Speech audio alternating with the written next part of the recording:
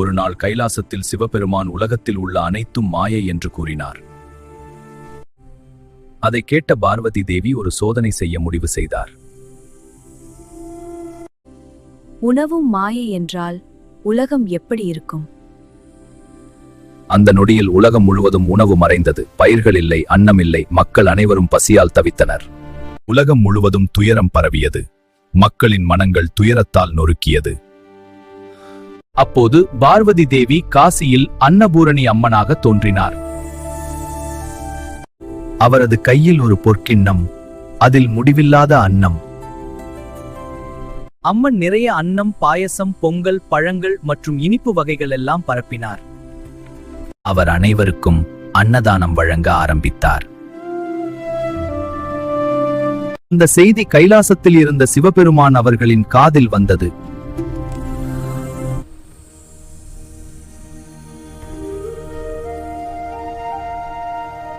சிவபெருமான் காசிக்கு வந்து அன்னபூரணி அம்மனிடம் பிச்சை கேட்டார். அப்போதுதான் உணவு என்பது மாயை அல்ல, உலக வாழ்க்கையின் அடிப்படை என்று சிவபெருமான் உணர்ந்தார்.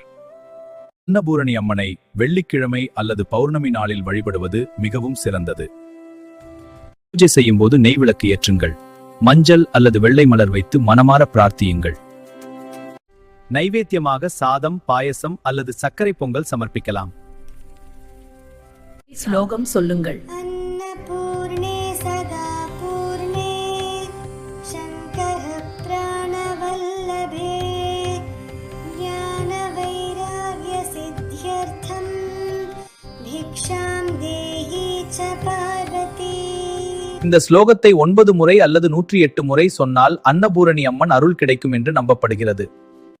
என் பிள்ளைகளே, பசியை பற்றி கவலைப்பட வேண்டாம்.